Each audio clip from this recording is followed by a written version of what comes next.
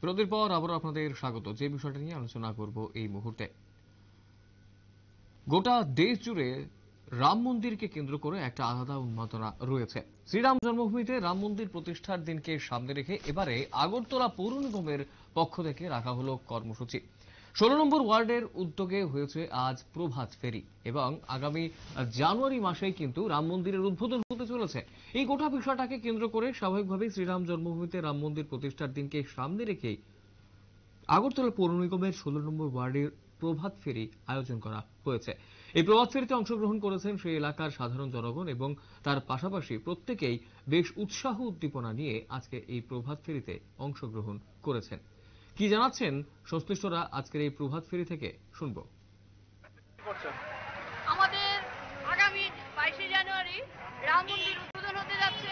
সেই রাম মন্দির উদ্বোধন উপলক্ষে আমরা সবাই রামকে নিয়ে শ্রীরামকে নিয়ে যে উৎসব হচ্ছে সেই উৎসবকে আমরা সবাই মিলে পালন করার জন্য এবং সুষ্ঠুভাবে সেই প্রোগ্রাম যেন অনুষ্ঠিত হয় তার জন্য তার সফলতার জন্য আমরা সবাই মিলে শ্রীরামের পূজার উদ্দেশ্যে শ্রীরামের প্রচার উদ্দেশ্যে আজকে আমাদের এই মহামিছিল।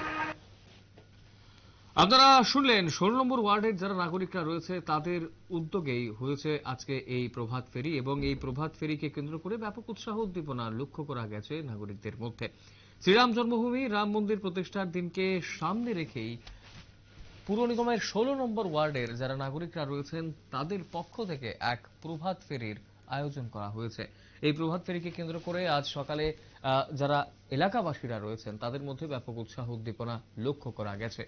রাম মন্দিরকে কেন্দ্র করে ইতিমধ্যেই গোটা দেশে কিন্তু একটা আলাদা উন্মাদনা রয়েছে এবং এই আলাদা উন্মাদনাকে কেন্দ্র করে গোটা দেশে যেই আলাদা উন্মাদনা, স্বাভাবিকভাবেই রাম মন্দির উদ্বোধন হলে অনেকটাই দিকে তাকিয়ে আছেন এবং ধর্মীয় ভাবাবেগকে কেন্দ্র করে অনেকটাই কিন্তু সাধারণ মানুষ উজ্জীবিত এই রাম মন্দিরকে কেন্দ্র করে।